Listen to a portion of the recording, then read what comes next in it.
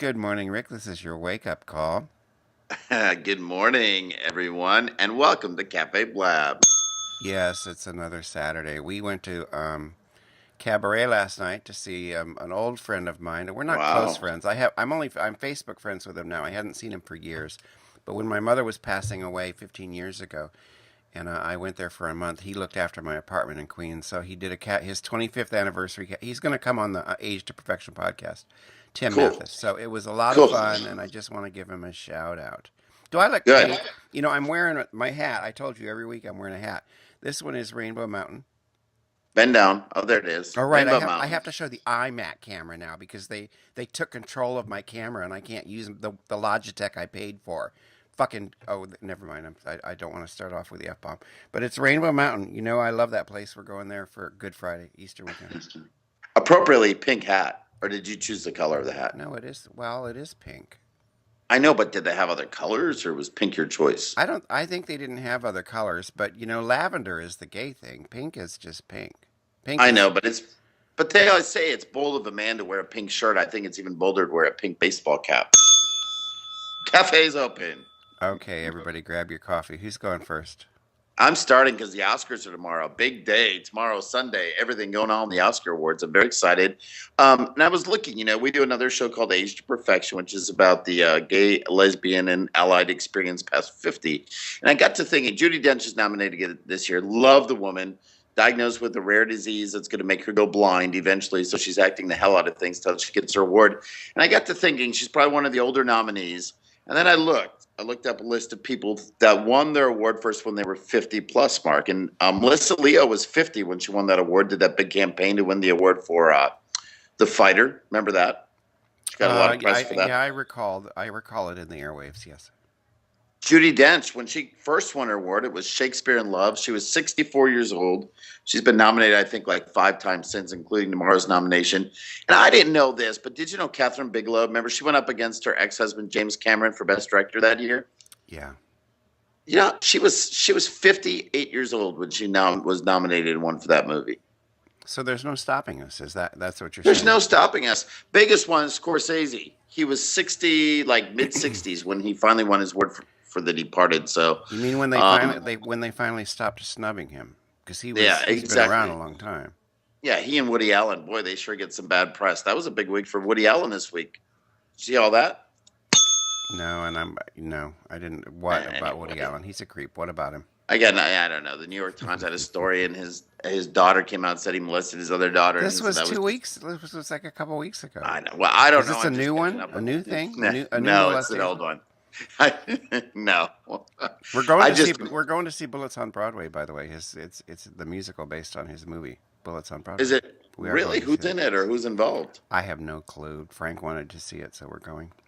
That was a great movie. That was with one of my favorite little actresses. I always confuse her because same last name as another actress. Is she little? Well, I'm being diminutive speaking. Why do we do that? Why are we diminutive? Like when we like someone, oh, she's so cute and little, when she could be like Yeah, big and but fat. it's not just a gender thing. My grandma used to tell me to go out and play with my little friends, but it can give you the feeling that they don't that they're sort of diminishing whatever. But we just do it. Little this, little that. It's just like a language thing. Like Well, we my also little do cup of coffee. your little cup of coffee, but also taking it to a bigger issue. And Paula Deen in the news this week too did a story in People magazine. Did you see that story about Paula Deen? Where she said she was just like Michael Sam. Yeah. What the hell is that about? She gets in trouble for racial possible bad talk, and then she says, "I'm just like that black gay football player." It's her first coming out, March 10th issue, People magazine. I don't know what she's thinking, but I love her. Yeah, I don't have anything against her. God bless her. She's just not. You know what I mean? Her brains aren't quite right. But So something's not, her synapses aren't firing. But we do this. I was talking to Leanza Cornett, a former Miss America friend of mine, when she was holding the crown, and we do this, Mark. We use quick references. Oh, Kenny, my black friend from Hawaii. Oh gosh, I didn't Jr. say that. My little. No, I'm saying we as people sometimes use those things as identifiers. Oh, my gay Asian friend. Mhm. Or to keep it simple, I say my Gaysian friend. Sometimes, don't you ever do that to Of quickly course cut to I the do, chase? but I don't think there's anything wrong with it because it is a very quick identifier. Like when I say, like, okay, like say the because it's just like being heteronormative or whatever. Most people might in your workday world might be white, for instance, but Right, right. there's the Usually, black guy. And so somebody says, "Oh, where's Tom?" Or who's Tom? And it's really easy to say he's the black guy on the third way down because you I know what you're know. dealing with. Snapchat. I know. I know. Hey, there he is, girl. How do you like my pop screen? You see? I like it. Ooh. I'm always tweaking this audio. I want it to be amazing, and it just is gonna. It is what it is. But so I had this pop screen, but I couldn't use it because of the way it hooks onto things like 3 feet away. But I finally fixed it, so it is now in front of my very large microphone, my big But Mark, microphone. those are usually just for plosives, and I've never known you to have a plosive P problem. Well, I hear it sometimes, but I'm also trying to. We've had. It's almost as if the volume was too loud, that shaking. But it's not. It's not too loud. I don't know what the problem is. But anyways, okay, you rang the bell. Arizona, Yes. take off your rainbow shades. You remember that song? Are you old? Do you Yes. remember that? Yes. Let's sing it.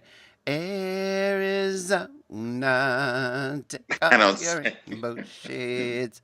So they did, but Jan Brewer put him back on. Boy, I got to give it to her, and I know it was economic. I mean, it was Of both. It course. was both. We don't want to look like backwater asswipes, but the Super Bowl may not show up if we do this. So, good for her. I'm glad it failed. It's going to pass somewhere. Absolutely, Georgia, South Carolina. One of these states is going to pass something really restrictive, and it's going to have to be overturned in the court, which it will be. But there you go. These activist judges. An activist judge is a judge who decides against the way you want them to. That's my definition of an activist judge. It's very interesting. Well, and she kind of used the same backing that Anderson Cooper did earlier in the week when he interviewed a Republican. Actually, it's a Republican congressperson from Arizona that see, I want to say Arkansas because I wouldn't be surprised if Arkansas did this. I was a little surprised with Arizona talking about doing it and passing. Think about it, Mark. It passed two houses. That means two bodies of representatives of the people were supportive of it, a majority, and it just kind of creeps me out. But anyway, Anderson Cooper kind of attacked this guy. He's going to be running for governor down there, and used the same logic that she used, which basically was there are no known cases where someone's religious, rights or whatever were violated. So, yeah, interesting topic. I have to. No, I gotta hang on. Oh, wait, hold on. Let me take it back. Watch this. It's reverse. Okay. Listen. Okay. There. So I wanted to add this thing because I saw it on Andrew Sullivan's blog. This reporter called the cake shop. There was a cake shop somewhere that was part of the Yes. lawsuit. So this reporter called the cake shop posing as a witch, and they were going to celebrate. No, so I this is didn't for know real. this. This is absolutely for I real. love it. Called the cake shop and posed as a witch, looking for a cake for their covens, like 15th anniversary. Cake shop had no problem making them a cake, and then she called back and posed as wanted a cake for her friend's second baby with her boyfriend, unmarried boyfriend. She wanted a cake for the second baby. They didn't have any problem with that. It's not about religious liberty. It's Wow. about gay Wow. animus. It's about the gays. It's all about the gays. So don't let them tell you any different. I could call them up tomorrow and say, I just got out of prison for killing 15 people, and I'd like to get me a cake. Get me some cake. Can you make me a cake for my release of prison after killing 15 people? They're going to make him a goddamn cake, unless he's gay, unless he killed 12 gay men or something. Oh no, Yeah. they'd give him the damn cake. A fraud cake. Anyway, speaking of shit, did you see this story? It's an interesting one. My friend posted recently. He's a cute little theater guy. Yeah.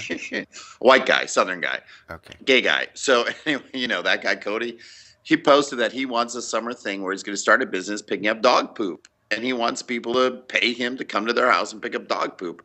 I haven't talked to him about it yet. I was like, wow, that's weird. So I looked up dog poop stories, and I found one out of Naples, Italy. They're starting this where the dog has to be swatched. If you're a dog owner, in many cities you have to register your dog with the city. It's just a way for the city to make money. And should rabies or a dog, someone get bit, they've got, things to show who the dog is.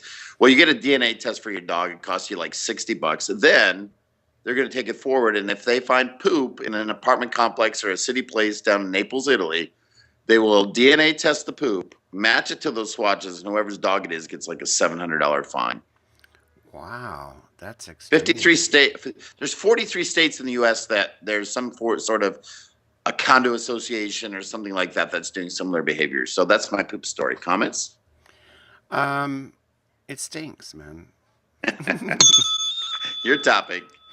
My topic, and this is the last one, because again, I'm so not up on the news because I'm writing books and it's hard for me to. You are the news, Mark. Well, you are the news. It's hard for me to stay up on the news, but just the cold.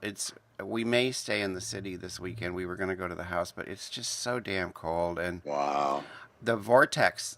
It is global warming. I read because it's changing the flow patterns, and so this polar air that normally doesn't come down below, Montreal or something, is down with us. Way down south, they're getting freezing temperatures, and it's going to be like that. I read it was going to. This is our future.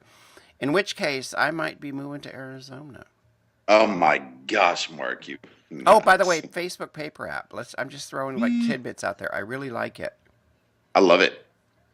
I told you about it last week, and it's cool. It's like flip through. If you haven't tried it, guys, free application. Facebook. If you're a Facebook sucker, it's kind of interesting. It's only for your phones, though, right? Because I can't get it online. I tried to get it on my desktop. Right, and what I understood.